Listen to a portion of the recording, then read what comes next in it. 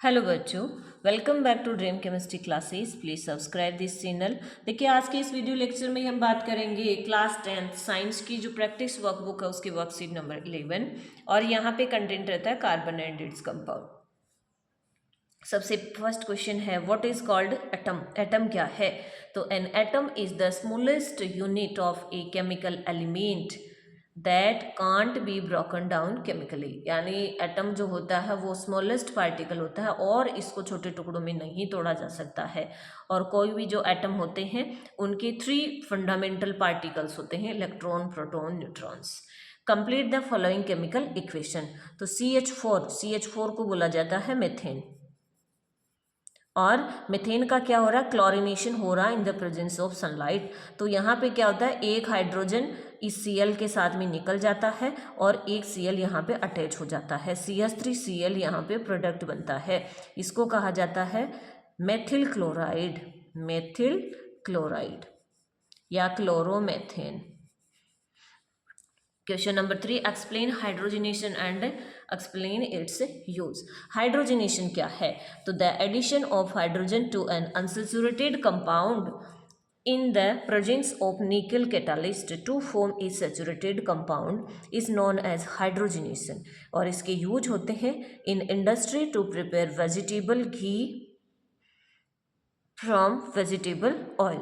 यानी जो addition, hydrogen का एडिशन होता है डबल बॉन्ड पे, कह सकते हैं, देखिए डबल बॉन्ड और ट्रिपल बॉन्ड पे इस तरह से, तो ये बॉन्ड टूटता है और इधर एक एक हाइड्रोजन जुड़ जाता है। अनसेचुरेटेड कार्बोनिल जो हाइड्रोकार्बन होते हैं उनसे सेचुरेटेड का हाइड्रोकार्बन बन जाते हैं।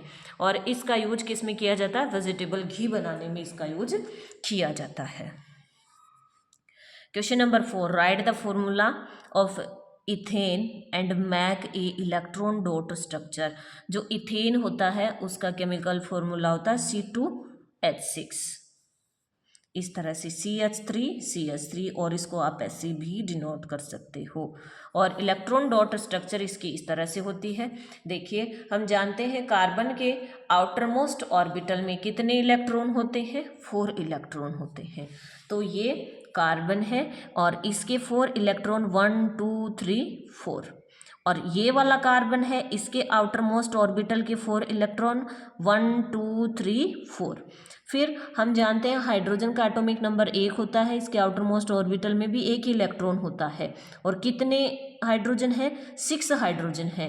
दोनों कार्बन पे 3 3 है। तो हमने इस तरह से इनको शो कर दिया, ये फर्स्ट हाइड्रोजन, ये सेकंड, ये थर्ड, ये फर्स्ट सेकंड थर्ड, और ये इनके एक एक इलेक्ट्रॉन। ठीक है, तो देखो कार्बन क्या करना चाहेगा? कार्बन अपना ऑक्टेट कंप्लीट करना चाहेगा।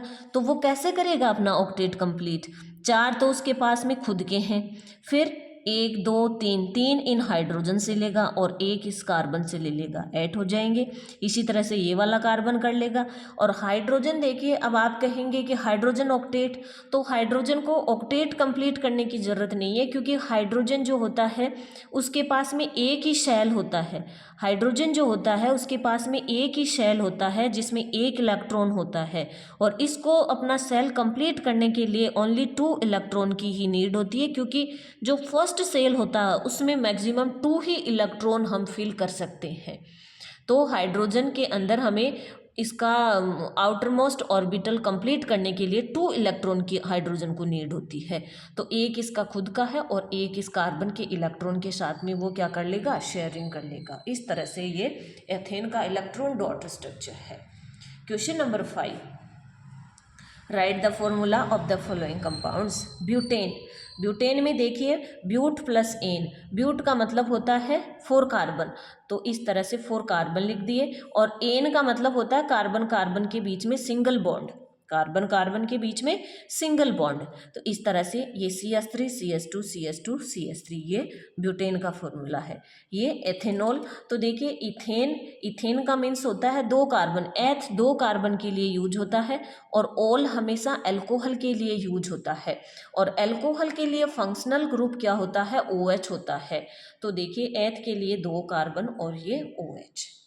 ठीक है, इस तरह से ये वर्कशीट अपनी कंप्लीट होती है। मिलते हैं नेक्स्ट वीडियो में नेक्स्ट वर्कशीट के साथ में। Thank you.